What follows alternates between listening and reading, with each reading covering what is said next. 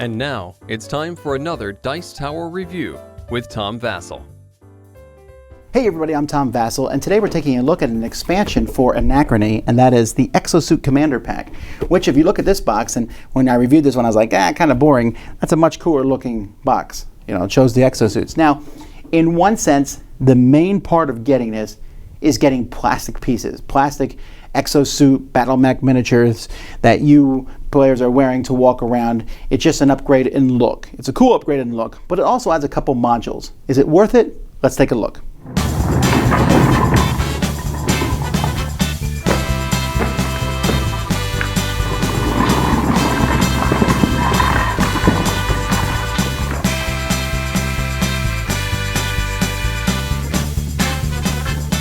So the expansion comes with the plastic here, so you can keep all your mechs involved. There are four different mechs, one for each of the players. The blue ones look like big watery based octopod type things. The red ones look evil, you know, like they're from some video game. The yellow ones are actually really cool. They look like some flying gargoyle. And then the green ones look generic, I'll call them. And then there are these, which are used for a module in the game, and they look freaky as all get out. This guy has faces everywhere. Weird. So I mean, basically, you are essentially saying, do I want to use the mech from the game or this? Come on, guys. You know your heart. Search it. First, we have the Guardians of the Council module, and these are 6 suits here. They're the ones with the freaky faces, and they don't need pilots in them. Well, you couldn't, obviously they made it so you can put pilots. That's because you can switch colors if you want. Maybe I can make these guys green, and if you want to use freaky face guys, you can. But when you're playing with this module, you put this board, and whenever somebody uses one of the spots on the board, the World Council spots, which are these 2 spots right here, if you use one of those, you can buy one of these guys. You'll put one of your markers here to show that it's yours, and you have to pay for it. Now you'll notice they require you killing someone. I think you're using their brain in the machine and some other resources. You then take this guy and you can use him whenever you want. He doesn't even need a person in it. It's like he has a brain inside him, a genius. That's great. So that's useful. Also, when you want to, you can always put him here as a worker space, which lets you take any one of those 3 actions for 1 water. So that's it. It's a pretty interesting thing. They're very useful when you have these Guardians. There's also a card that this game comes with now. Whoever has the most Guardians at the end of the game will get 3 points. That's included in the mess too. This is a little module. I usually will play with it because why not? It's just another option that players have. The other module included in this set is the Pioneers of New Earth. Now what this does is it gives you a chance to basically go on adventures. Now each player is going to start with their own little board here that you have where you're going to show how good your exosuits are at going out on adventures. And at the beginning of the game, your exosuits basically have no power at all. But you have a chance to upgrade their power. So like this guy here, for a free action and 1 water, can place a gray cube to add 3 to his power of his suits. Twice he can add these to add 4 more power each, and a green to add 3 power. So this guy could have 8, 11, 14 power for this suit. You also can put scientific breakthroughs here. Each time you do that, you have to put a worker here and pay a cube. Each time you do that, you're going to get 2 victory points. Now you'll notice that's very different than, say, one of the other factions. This faction here starts with 2 power, and they have different cubes they put on for different powers, and they have to put a worker and a yellow cube here to put these here. Why are you doing all that? So that you can go on an adventure. When you send someone out here, and you can send out anybody, a scientist, engineer, or administrator, you can go on an adventure. You can go on to 5+ adventures for 1 water, and you can go on to 10+ adventures for 2 water. The first person each round to go on one is going to put their token here. That gives you 2 power. Then 1 power, then 0, -1, and you can go as many adventures as you want for -3. So let's say I'm the first person, I'm +2. Let's say I'm this group here, and I have a purple cube here. So I'm 6, I get a base of 2, so I have 8 power. I'm like, all right, I'll try the 5 one.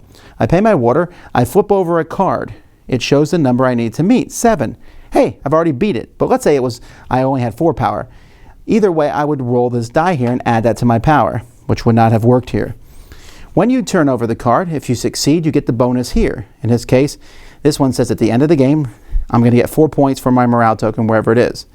If I had failed, my morale would have gone down 1, but I would have got 2 points.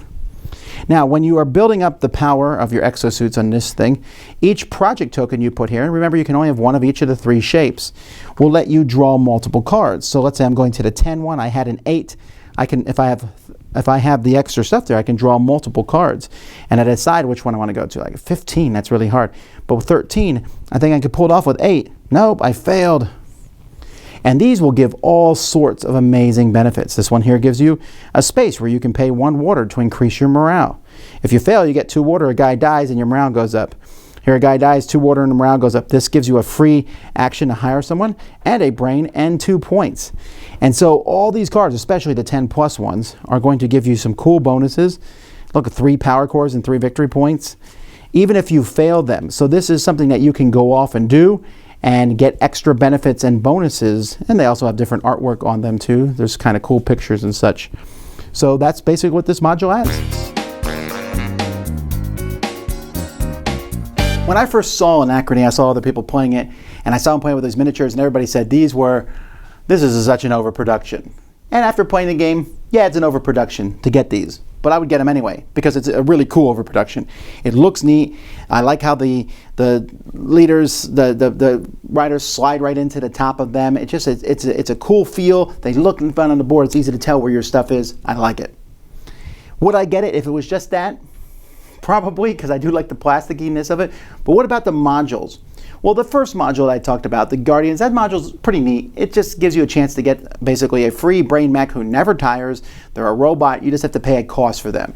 And if you get one on turn 1 or 2 of the game, you will not regret it as time goes by. But they are an expensive initial cost.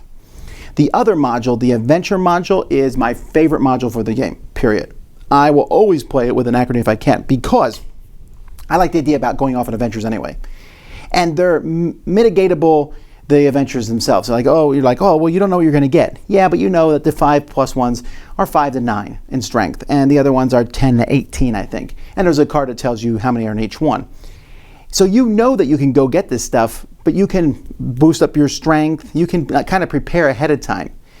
And the rewards are amazing. But there's 2 problems with it. One is, if you go do this, you're not doing a lot of other stuff. It will distract you. You're like, oh, I'll go off and do this. I'll build up and everyone else is doing the stuff they need to do to win the game.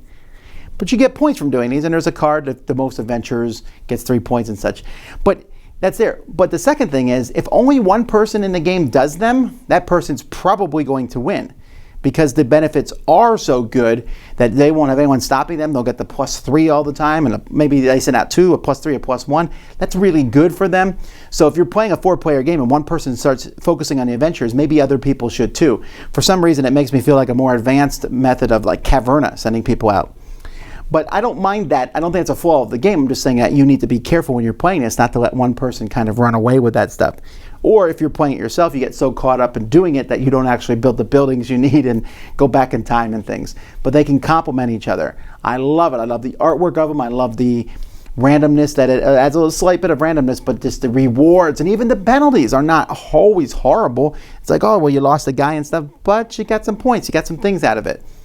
And to me, that's kind of a neat thing. It's a neat concept. So, big fan of this expansion, both for the plastics and for the modules, especially the Adventure module. And if you like Anachrony and you thought it didn't have enough variety, which seems weird because it has a ton of variety, you will love this. Definitely check it out. I'm Tom Vasel. See you next time. Thanks so much for watching the Dice Tower videos. Find more great videos and reviews, as well as our top-rated audio podcast at Dicetower.com. You can also find other great shows at Dicetowernetwork.com. I'm Eric Summerer, and you've been watching The Dice Tower. The Dice Tower is sponsored by Cool Stuff Inc., where you can find great games for great prices.